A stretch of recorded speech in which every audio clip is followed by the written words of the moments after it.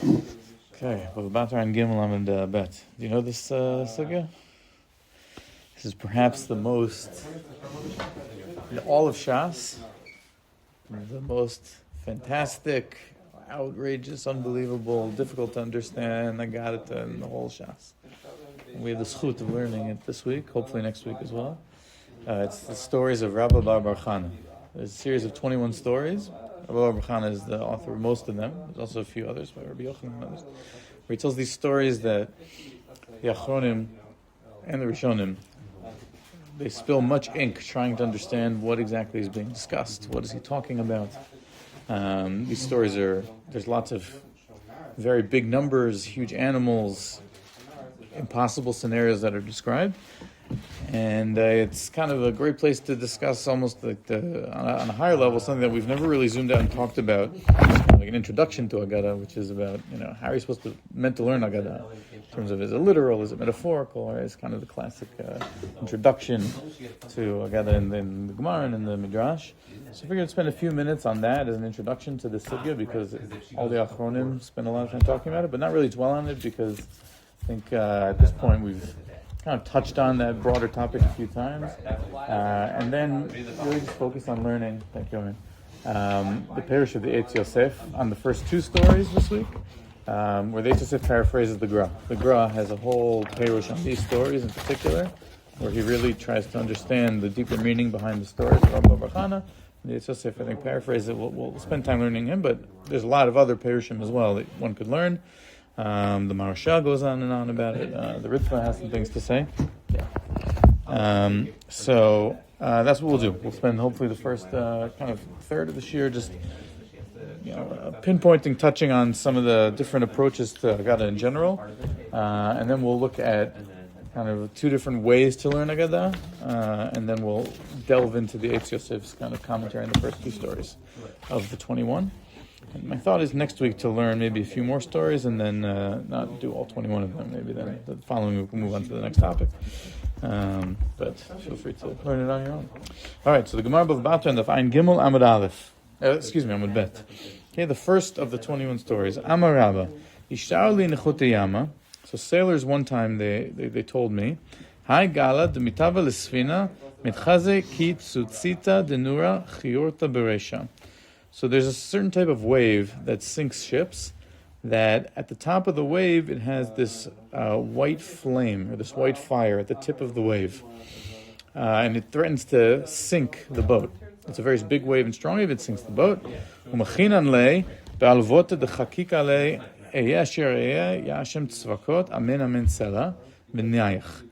But if you strike this wave with a staff that has carved on it the phrase, it causes the wave to subside. Story number one. Story number two. Amar Rabbah, Aishtaru li נחותי yama. The sailors also told me, Ben gala legala tlav me'al parse. Between waves, maybe this wave or other waves, is a distance of 300 parsaot. Okay, just as a frame of reference, parsa is the largest distance that's mentioned in the Gemara. A parsa, how far is it? It's a significant distance. It's slipping my memory how long a big a parsa is. It's several miles, I believe. It's a significant distance. So 300 parsaot is a vast distance, like the size of countries. So between these waves that these sailors were on, it was 300 parsaot. V'ruma degala tlat me'al parsa, and also the height of each wave was 300 parsaot. Zim nachada, one time, hava azlinan borcha. The sailors said, we were traveling in the sea. V'dalinan gala ad chazinan be marbate de chochvazuta. And one of these waves lifted us up, and it was so tall, it lifted us all the way up to the sky, to the smallest star, until we kind of reached the area of the smallest star in the sky. V'havya li kemivza arba'in grive birza de chardala. And the size of that smallest star in the sky, its size was enough to sow 40 grive bizra of mustard seed, which is a very, very significant size. As it's meant to be this, incomprehensible area. Okay, so this was even the smallest star was very, very big. And if the wave had lifted us up any, The Mefarshim discuss it, but it's very big. How much times can the author fit in there? Right. Okay. So first of all, what's interesting about this is, in those times, I don't think they had an understanding of what stars really were and how big they really were. And Rabbah Batra description of this star being this kind of massive orb fits more with our modern understanding necessarily than what the ancients understood. And this is something that we'll see in the Chiddushei Gaonim. He kind of touches on this idea. So that's where that boat got to? Yeah, it's a story. It's kind of, we'll talk about, if the story is meant to be a dream or real or what exactly is being discussed here. We're going to talk about it shortly. It's not necessarily meant to be taken literally, but it's a story that Rabbah Batra was telling about some sailors. But it might just be a story that we need to understand on a deeper level. Okay? Good question. So he says, if the wave had lifted us up any further, we would have been burned by the heat of the star. Okay? So he also understood that the star was something that emitted heat. Okay? And one of these waves said to its friend, Chavirti, my friend, did you leave anything behind in the world that you have not drowned? That I can come and destroy? And the second wave said back to his friend, go see the strength of your master, which means Hashem. That he draws a line of sand, and I cannot pass it. In other words, no matter how large of a wave I am, there's a shore, and I'm not allowed to pass the shore. That's kind of a border, that's a boundary that's been drawn by Kadosh Baruch Hu, and I can't go any further than that. And he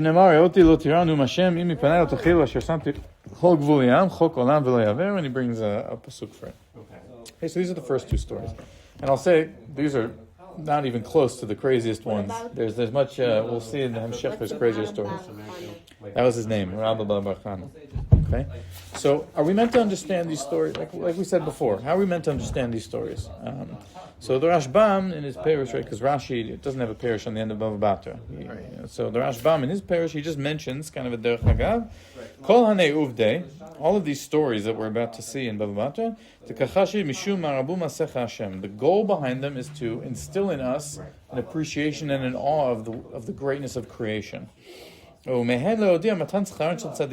they're all really hidden messages around understanding the reward of the righteous in this world, in the world to come. All the farish mikrot. Yes. All the farish amikrot amurim b'sefer Yov, hamidabrim b'ofot gdolim u'be'emot v'dagim gdolim shekol sichat tamid chacham tzichat talmud. At the end of Sefer Yov, it has a whole bunch of stories about the Leviathan and the behemoth and there's big animals.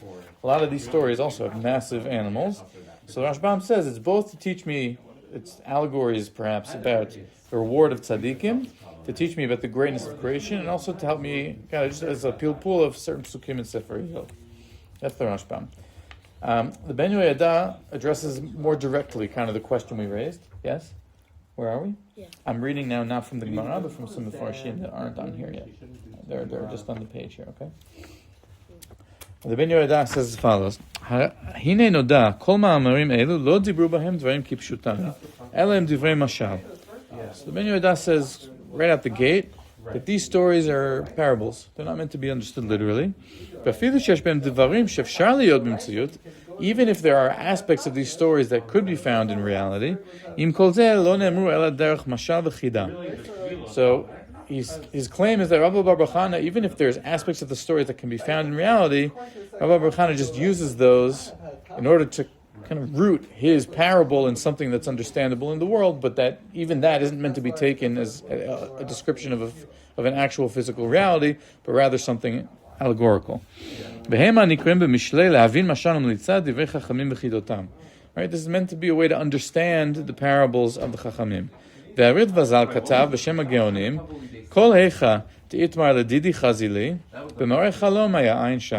Okay, several of the stories, of the 21 stories, he introduces it and says, I saw something. So the Gaonim said that when I saw something, that means in a dream, not that it actually happened. Right? But he emphasizes again, it's not meant to be taken by the simple meaning. Right?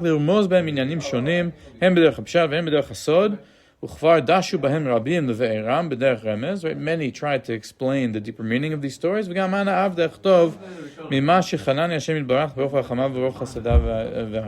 then the Ben Yehoyada gives his interpretation of all these stories. So that's one end of the spectrum. Basically, everything here is an allegory. Everything is metaphorical, and it's really just ways to teach something deeper. The Chidushei Geonim actually goes on the opposite spectrum, opposite side of the spectrum, and I thought it was interesting enough that it was worth actually bringing it. Now that we have the big Ein Yaakov, it might be much easier actually to read it here, if that's of interest. Then the picture that I have, let's see. Here, if you're interested, it's kind of here on the side. Might be easier to read. Yeah, that works too? Okay. So he brings his introduction, and he says as follows. Af omnam shekol hamefarshim osim, I'll read from this one then. Tzurot b'ma'amarim, the Rabbah Batra. So all of the commentaries, they go like this, right? They create all sorts of explanations of the stories of Rabbah Batra. Mikol makom modim hem she'en hadarim yotzim mipshutam. So they all admit that you shouldn't take away from the simple meaning. It's the exact opposite of what the Ben Yehoyada said, right? That even if you have some explanation, it's rooted in a literal meaning. Because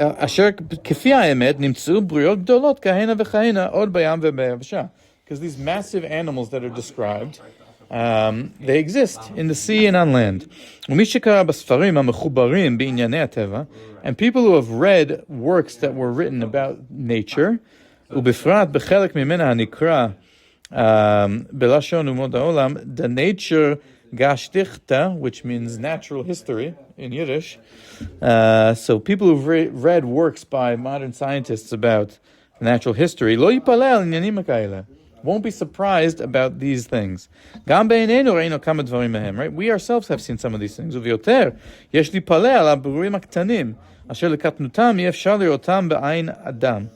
So he says, right, in modern times we've discovered that there are things that are so small that you can't see them with the naked eye. אמנם כאשר נשקיף עליהם על ידי כלי זכוכית שהמציא החכם אומות העולם להבנהג, and in particular if you look at them with a magnifying glass, which was invented by this particular scientist, I looked him up. He was from the 1700s. He was a Dutch scientist who invented the ability to look at microbiology. He was the father of microbiology. So he quotes him here for some reason. Lavenhoek, it's Antoine van Leeuwenhoek, something like that. He's a Dutch scientist from the 1700s, considered the father of microbiology. Is he a Jew? No. And that's why it's interesting actually that the Chidushei Geonim quotes him here. He calls him Chacham Umot HaOlam. Right? He says he's one of the wise men of the nations, and he knew how to look through magnification at microscopic creatures. וחכמים אחרים עוד מאומות העולם שהגדיל הדבר אלף אלפי פעמים, right, that they magnify something thousands of times, ככה מאשר היה מאז, more than it actually is. אזי נתגלו לעינינו נפלאות תמים, right, that it revealed a whole world of viruses and cells and microbiology that nobody knew existed before, right? So, שכל עבר ואיך שכל עבר ועבר בבריאה קטן, זה מסודר נכון, ועל אופן שישתמש בו כפי צורכו. Right, and how every single part of these tiny creatures or cells is created in a way that allows it to function in a proper way. That you have things that are microscopic. You can't see them with the naked eye, right? You need a microscope to see them.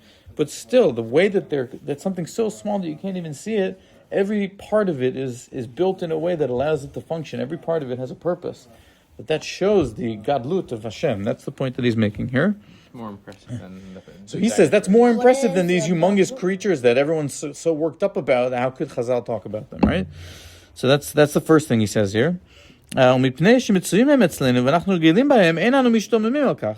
in our modern world, we already know it's accepted that these, microscopic creatures exist. So nobody gets worked up about it.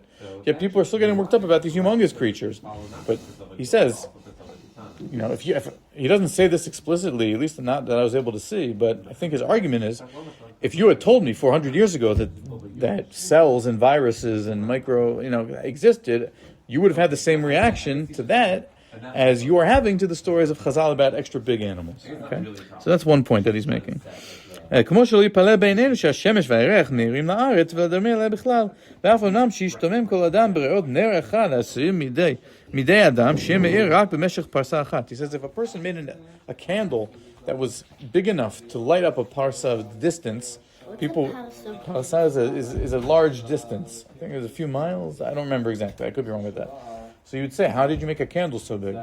This is also interesting because I think today we probably could invent something like that. Not a candle necessarily, but a solar-powered something could probably make a light that can travel that distance. But be that as it may, so he says, okay, his first point is people get very worked up about saying that's not possible, and we'll read soon in the Chiddushei Gonim, and therefore they say Chazal XYZ. But we see that as time goes on, there are mysteries that are revealed about the universe that people didn't think were possible before. It means that they said certain things in these stories. XYZ means it's just a placeholder for things that they said. So now if we skip quickly to where he just says, the Chidushei Gonim, he goes on and on and on. He has a long parish, but we'll just read one more section of what he says. V'nehem divrei ha'gaon ha'tzadik. It's a few lines down. Okay. Avraham Zutra, Zatzal, b'sifro milchamot Hashem v'zel Hashem. He quotes this other work. Da. If you find an Agadata that you don't know how to explain, don't say it's that they didn't know things, rather you don't know things. Okay? כי הרבה המקום והזמן גורם, כי בלי ספק כמה דברים אשר היו פשוטים בימים ההם, כאשר נכתב הש"ס, נעלמו עתה ממנו, והשני התרחק ממנו המקום אשר ישבו שם החכמים והזמן. Right? That clearly there were things that were known to them in those days that are not known to us today. Because a lot of time and distances, and location-wise and time-wise has elapsed. Right? This approach is very different from, I think, kind of the modern approach, which is, no, we've learned things and they didn't know things that we know. He's arguing almost the opposite. Okay?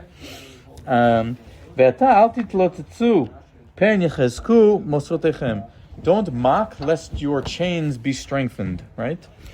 וכמו מה שמספר הגמרא בעניין רבא בר חנא, איזה דברים מדרגים גדולים אשר הם עליהם, גם עליהם מתלוצצים האפיקורסים. The Epicursin, they look at these stories of Rabba bar Chana and they mock them. They say, look at what Chazal, they're saying saying chas v'shalom, such silly things.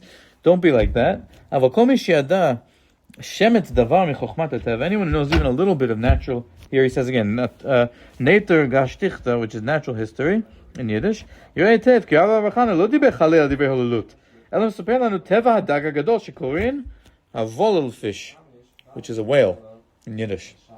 That there's a story, he'll quote it now, of this massive fish that, and he goes on and on. He says, no, it's talking about an actual fish called a whale, the biggest fish. Okay? ולהבין דבריו היטב, עתיק קצת, a whale is a type of fish. מה שכתבו מחקרי הטבע בזה, וזה לשונם, עיני הולל fish, גדולות, ומאחוריו בערפו ממול ראשו נמצאים שני נקבים בשתי צינורות גדולים. Right near its neck, next to its head, it has these these holes with these two big pipes. מן הצינורות האלה יפיח ברוחו הכביר ויריק את המים אשר ישאב בקרבו ויזרקם מעלה מעלה גבוה מאוד. Right? We know this imagery. This is the whale shooting up, a spout of water from its blowhole and making a geyser of water. Okay. It's actually, in this version, it's a bit blurred out. See it in... Whale. It's just the letters are not printed properly. Here. So I'll read it from here. Right? Okay, that's what I read. מן הצינורות האלה יפיח ברוחו הכביר וידרג את המים אשר ישאב בקרבו ויזרקם מעלה מעלה גבוה מאוד, ואם יתאספו שם דגי הוולפיש רבים יחד והם יזרקו מים למעלה, אז נראה מרחוק כמו עיר גדולה ורובות המעלות עשן ממעל על הגגות. He says if you have a school of whales that are all kind of gathered together and they all blow water at the same time. From a distance, if you're in a boat, it looks like a big city with smoke coming up from the city. Or at least one could be confused. One could think that that's what he sees. So why is he saying that? There's one of the 21 stories of Rabbi Yochanan. Rabbi Yochanan says, Mishtai Zimna, one time, I was on a boat. Kavra is a fish. The Afge the Reisha the Afkel Resha Miyama, V'damian Einei Kitrei Sahare. Its eyes looked like two moons. Okay, V'nafotz Maya Mitarte Zimei Min Chirav, and it spurted out, it blew water out of its nostrils. Kitrei Kaved Surah, and it looked like two rivers of Surah. So, What's Surah? Surah is the name of a place. Okay, now Rosh B'Surah. Uvomed ze lo gadol. זה פלא גדול, שתימצא דג שיש בו עיניים גדולות כל כך. What he's saying, the eyes are moons, right? וזורק מים מנחיריו, כי דבר זה אינו מצוי כלל בדגים ונמצאו בנהרות. In other words, חידושי גאונים is saying, Rabbi Yochanan is describing something that at the time seemed impossible. A fish that's so big that from its nostrils it blows rivers of water, and its eyes are like moons. So his basic argument, Today? yeah, and his basic argument as it continues is that Do we have this today? whales. Yes. So what he's arguing is he's talking about describing whales, and he's being hyperbolic in his language, but he's describing actual, like physical, real incidents. Right. It's not. It's a blowhole, but it's kind of like a nostril. Right. No, it's like the whale's nostril, kivyachol, and that it describes that Rabbi Yochanan says, I saw like a city from the distance, and he says that's because that's the imagery you would get if a lot of whales. He says it's not that his eyes are literally the size of moons, but they are very, very, very big, and they look like moons. Okay, you know the story of Caspian. You know the story of Caspian. It's a kid's book. This tiny fish, right, and next to a whale, and the whale's actually in the children's book Caspian. Its eye is humongous, and it looks like a moon. So the Chidushei Geonim's larger point. I went way longer on this than I expected. The Chidushei Geonim's larger point is: don't say what the Ben Yehuda says, that all of these stories are just allegories for something about the tzaddikim. Thank you. Okay, thank you. They're just allegories for the reward of the righteous or Ma'aru Masech Hashem. Rather, they're describing actual. You can learn Ma'aru Masech Hashem, but through a description of the actual creation, where there may be guzmaot, hyperbole, but you're describing something real. Okay, so that's like the two approaches to these stories. Mm-hmm. And again, the ones that we learned are not even close to the craziest. Maybe we'll learn some next week, okay? So I want to now spend the last few minutes actually going through the Eitz Yosef so that we can kind of get a taste of how the Mefarshim who interpret it allegorically, because the Gra is similar to the Ben Yehuda, interprets everything allegorically, not like the Chidushei Geonim, how he understands these stories and what they're meant to teach, okay? So if we look at the Eitz Yosef, he starts where he says, Hai Gala de Mitva Asfinta, which is right on the left side of the Eitz Yosef, where it says Memtet. You see that? On the first picture. Mm-hmm. So Eitz Yosef is... He says, Hi Gala, the mitzvah L'Sfinta. It's below Harif and the Yun Yaakov. Is the Eitz Yosef? Okay. It's all Novena from this chorus. Yeah? Okay, cool. Either you're going to say... Okay, so do you want to read it here? Okay, so he says, Hi Gala, the mitzvah L'Sfinta. We're just going to read... Yeah, so I'll read it and you'll just look along, okay? So we'll just read the Eitz Yosef on these two stories, basically. And then next week we'll learn other stories like we said before, okay? Yadua, sheben adam domeh l'sfina, ha'metorefet bayam. A person is comparable to a boat that is out at sea and in danger of being drowned. Ki kol yom vayom shataf mayim rabim elav yagia me yetzer hara. Every day he is overwhelmed and swarmed by the evil inclination. Ve'alav ya'arvu litvoa. And the evil inclination is so strong it threatens to drown him.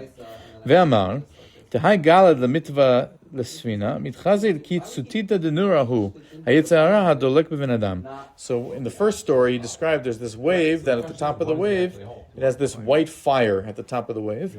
So he describes that white fire as being the yetzer hara which burns inside of a man. Okay?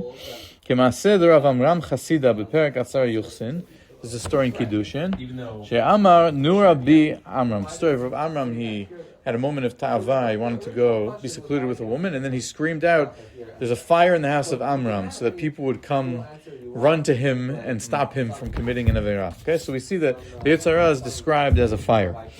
V'hu chiyorta b'resha. That's the white at the head of the wave. Perush Lavan bat batchila. Telavan more al shalom. Okay, והיצר הרע בתחילה כשמסית אומר לו בשרירות לבך תלך כי שלום יהיה לך. So why is it described as white? Because it's deceptive, right? The Yetzer Hara always starts out by saying, oh, right, it's fine, what you're doing isn't such a big deal, what you're doing is okay. right? It tricks you by first making you think that you're not doing something wrong. So it puts on a show of being, peaceful. Right? Umarelo. Something like that, like a wave that has a white fire on top of it. So that's what we're describing. That it's a machloket of two different approaches of the Gedolei Chachamim. Who's white? It's two different elu ve'elu divrei Elokim chaim. It's two different ways of understanding the story. Okay? One approach is that it actually exists somewhere in the world. The other approach is that it's meant to teach us a lesson and it's a story. Okay? And who's white? So they're both right in certain ways. Okay? It depends how you look at it. What we're now learning is the approach that says it's meant to be a story to teach you a lesson. And he's interpreting it as a mashal. Okay? So he says. The Yetzer Hara shows somebody, right, 50 signs of purity about what he's doing. Shemutar, that's something that he wants to do that's asur is really okay. כמו שכתוב, כי נופת תיטופנה שפתיי זרה. וגם אומר לו, מה לך עסק בנסתרות העולם הבא?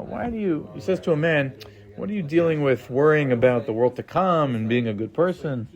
Right? כי מי יודע מה עתיד להיות? No one knows what's going to be. Enjoy this world. ומכחישו בעולם הבא. He gets a person to live his life as though there's no world to come. Right? And so you strike this wave with a staff that says on it. That you hit this wave with a stick that says Hashem's name on the stick. And it makes the waves go away. So what he's explaining, so listen to what he says. Lefima, not every wave, specific waves. Lefima asai, ani nikra b'chul. Oh, sorry, I skipped on. Adarch midrash Rabbah, parashat Shmot, per gimel. It says in midrash Rabbah, Amar le'akadosh baruch hu leMoshe, Shmi ata mevakesh leda, lefima asai ani nikra b'chul. That's where Asher comes up, is in the Moshe's discussion with Hashem at the bush.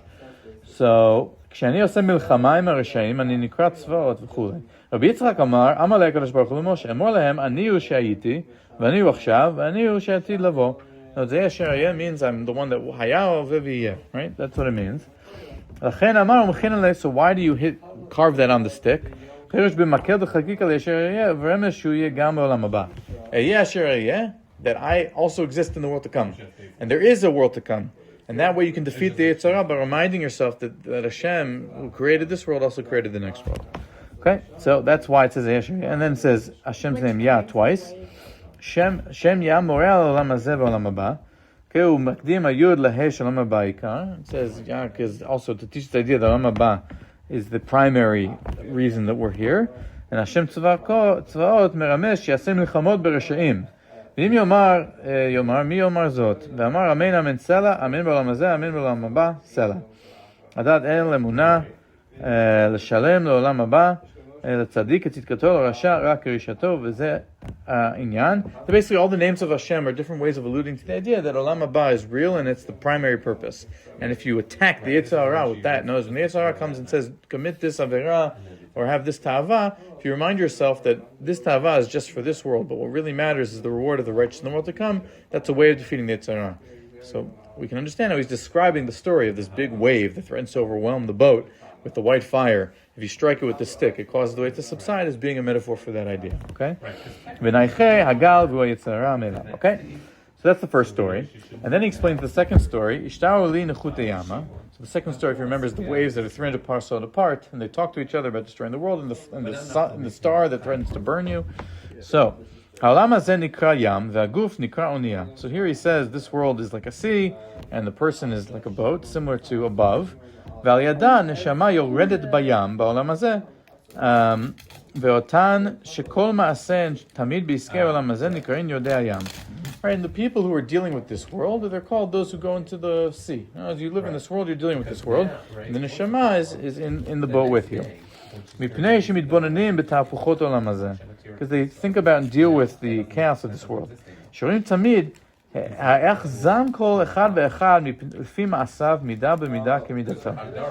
says, who are these people? These are people who look around and say,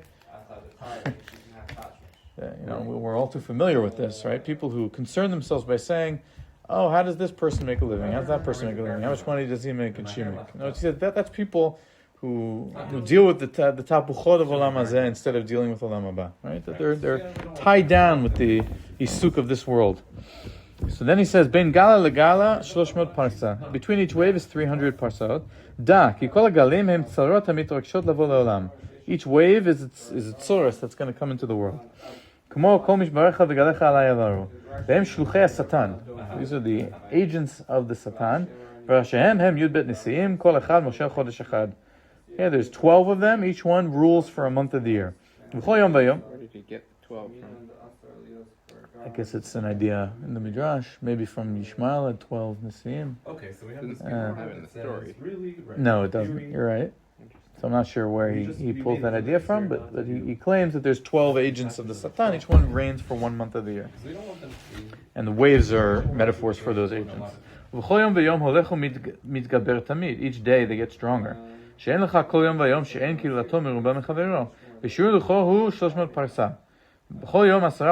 you divide a month up into 30. Each day it's 10 parsot. בחודש שהן 30 יום גומר מהלכתו תלת 100 פרסה. כי הילוכו אינו אלא כפי הילוך בני אדם בעוונותיהם. ככה מתגברים ומתמורמים בעולם something למעלה. בעולם הבא למעלה. וזה אומר בין גלה לגלה תלת 100 פרסה. כלומר, מי שיתחיל ממשלת האחד עד תחילת ממשלת הגל השני, ורומא דגלה תלת 100 פרסה. So, he's trying to explain the metaphor with something that's also not very clearly understood. Something about that each month it kind of, the Yetzer Hara, it manifests through a certain agent, and he's describing it. Again, it's not really clear to me what he's saying, but there is some idea here, okay? So once we were traveling, v'dalinan gala, and it lifted us up to the star. So here he says the idea of the wave lifting you up. So what's the difference between the first story and the second story? The first story was about the Yetzer Hara deceiving you into thinking there's no Olam Haba. This story describes these waves that lift you really, really high up to the star. So that's a metaphor for the Yetzer Hara tapping into your gava, your arrogance and haughtiness. So he says, right, right, that the Yetzer, it raises up a man's heart. Pride comes greatest before the fall, right? It's the actual pasuk in Mishlei. Before the break is the pride. In other words, the way the Yetzer Hara gets to you is to make you think that you're great, and then through that you'll trip yourself up, and then you'll fall. So he lifts you up in order to make you crash. Not sure what that means exactly. A person will become haughty. So that's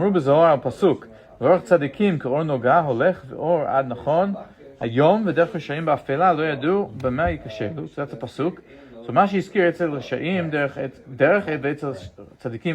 So the Zohar comments on this pasuk. It says, why does it say derech by the Rishaim and orach by the tzaddikim, which are both words that are similar, but derech is way and orach is path more. What's the difference? Because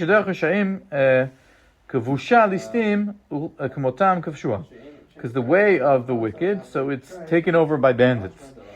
Lokach orach tzaddikim, yefshar lasik derech chaim b'rega echad, ela k'or noga olech or ad nachon hayom. That when it comes to the path of the tzaddikim, so as the day goes on, the sun rises higher and higher. It's not something that's instant, but that it evolves over time. So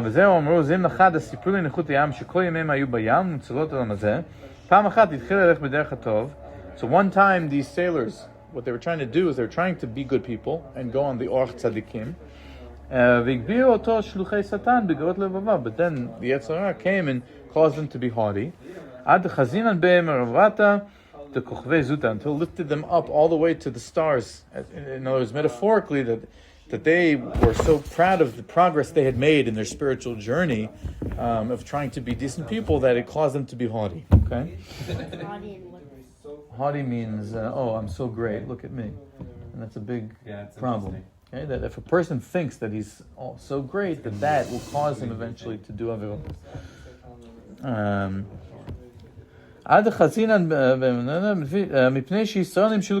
Right? Israel are compared to stars.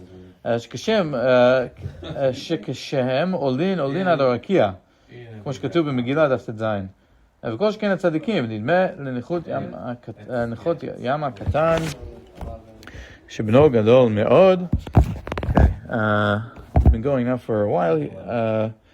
He continues with maybe I'll just summarize it now quickly outside. That right, the idea of the star burning you, right, that you'll get burned by your arrogance, or if we've gotten any more haughty, and the idea of one wave saying to the next wave, have you left anything in the world that you haven't destroyed that I can come destroy, is basically the idea that, obviously, right, if you're talking about the haughtiness, that haughtiness comes and destroys everything, and that all of their intention is for bad, and he brings a bunch of other gemarot to kind of support his explanation. And at he talks about how he brings other gemarot, like in Sukkah, Bava Batra, and Brachot, that the Yetzer Hara, like it starts disguised as something that's innocuous, but then it reveals itself later on. It's kind of similar, going back to the idea of the first story, that the message of these stories is that you need to be on guard from the Yetzer Hara, because it initially tempts you, and it pretends it has these shluchei Satan that are trying to get you either through haughtiness or through just not thinking that being kufer on kind of certain ideas about Olam Haba, but that's really just ways for it to tempt you into eventually committing averot, even if you don't see it at the moment. So Rabbi Baruch kind of disguises that in these allegories. How the Chidushei Geonim then goes and interprets these stories, you need to see in his commentary, because he also explains them, but according to his derech, there is also some physical reality that's being described here about very big waves and certain kinds of stars. So that's kind of his derech would be a little bit different understanding these, but most of the Achronim, I think, understand this metaphorically, the Marsha as well. The Vilna Gaon at least understands it as being these stories at least being a description of the dangers of the Yetzer Hara. All right, B'ezrat next week we'll learn some stories where Rabbi Baruch gets to see the bodies of the Dor Hamidbar buried in the desert, and encounters Korach and his followers, and some other things as well. All right.